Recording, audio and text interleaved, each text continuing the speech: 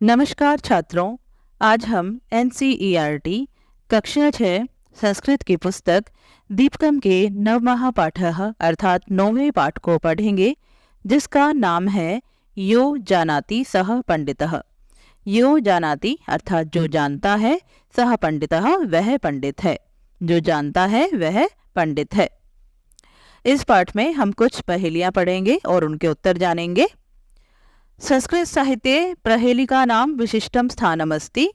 संस्कृत साहित्य में प्रहेलिका नाम अर्थात पहेलियों का विशिष्टम स्थानमस्ति विशेष स्थान है।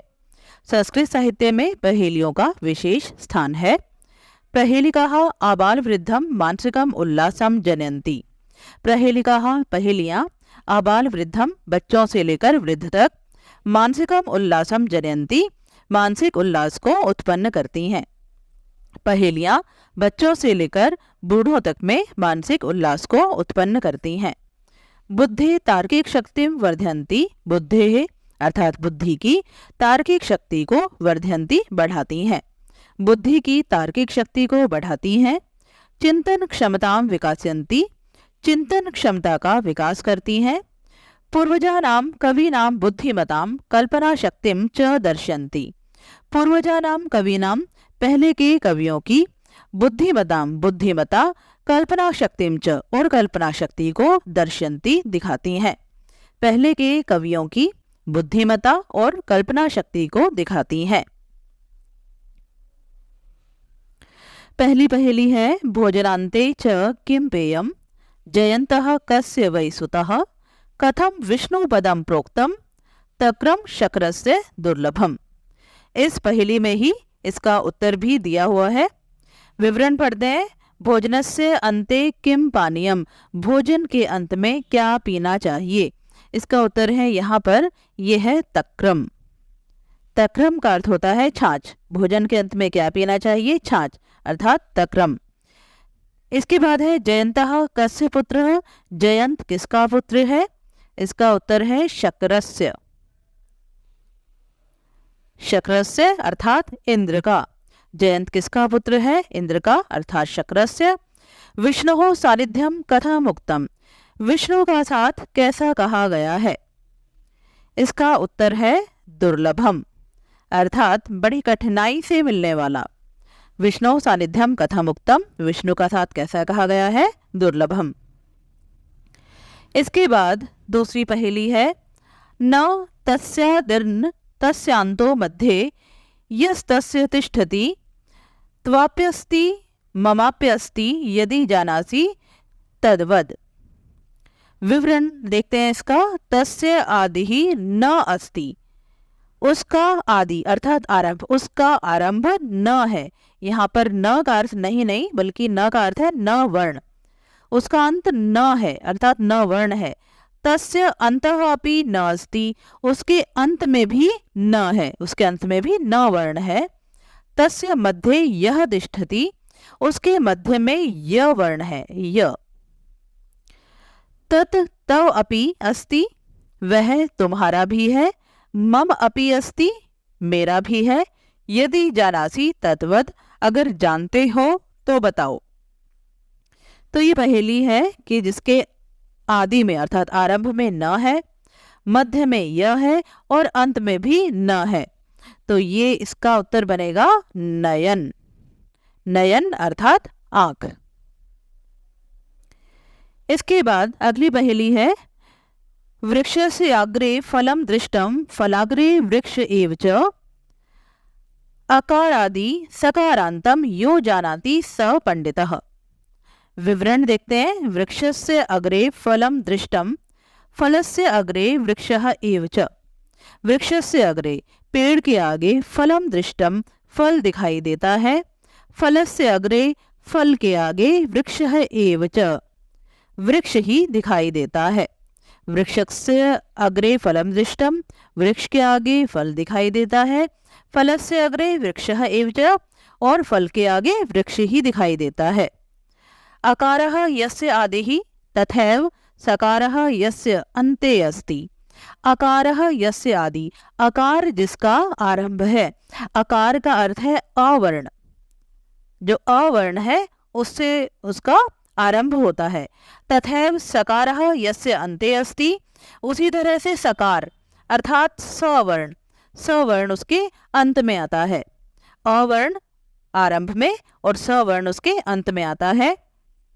तत्पदम यह जानाति सह पंडितः, उस पद को जो जानता है वह पंडित है। इसका उत्तर है अनानास। तो यहां लिखेंगे अनानसः। अनानास का फल आप सभी ने देखा होगा। जब पेड़ के ऊपर फल लगता है तो पेड़ के आगे फल दिखाई दे रहा है, और जो फल है फल में भी कुछ पत्तों की तरह निकले होते हैं, पत्तों की तरह लगा होता है, तो फल के आगे पेड़ ही है। इसका जो पहला वर्ण है वो अ है और अंतिम वर्ण स है, तो इसका उत्तर है अनानसः।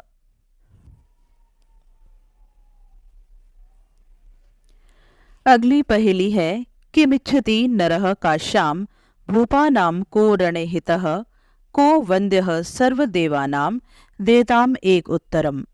विवरण है मनुष्यः काश्यां किम इच्छति, मनुष्य काशी में क्या इच्छा करता है। इसका उत्तर है मृत्यु। ये मान्यता है कि अगर काशी में मृत्यु हो जाए तो मनुष्य मोक्ष को प्राप्त कर लेता है। तो मनुष्य काशी में क्या इच्छा करता है, इसका उत्तर हुआ मृत्यु। युद्धे महाराजा नाम कह हितः, युद्ध में महाराजाओं का हित क्या है। युद्ध में राजाओं का हित है विजय प्राप्त करना अर्थात जय प्राप्त करना। कह सर्व देवानाम वंदनीयः, कौन सभी देवताओं के द्वारा वंदनीय है। एक पदेन उत्तरम ददातु, एक पद में उत्तर दीजिए। कौन सभी देवताओं के द्वारा वंदनीय है, तो इसका उत्तर है भगवान शिव। भगवान शिव सभी देवताओं के द्वारा वंदनीय है। तो अब यहाँ पर इसका उत्तर हम लिखेंगे मृत्युंजय। यहाँ पर मृत्यु और जय इन दोनों शब्दों को मिलाकर इसका उत्तर हुआ मृत्युंजय। अगली पहेली है कुलालस्य गृहे हयर्धम तदर्थम हस्तिनापुरे द्वयं मिलित्वा लंकायां यो जानाति स पंडितः। विवरण है कुंभकारस्य गृहे एकम अर्धम किम अस्ति। कुंभकारस्य, कुंभकार अर्थात कुम्हार, कुम्हार के घर में एकम अर्धम एक आधा भाग किम अस्ति क्या है। कुमार के घर में एक आधा भाग क्या है। कुमार के घर में क्या होता है, घड़ा होता है, घड़े को कहते हैं कुंभ। तो इसका उत्तर है कुंभ।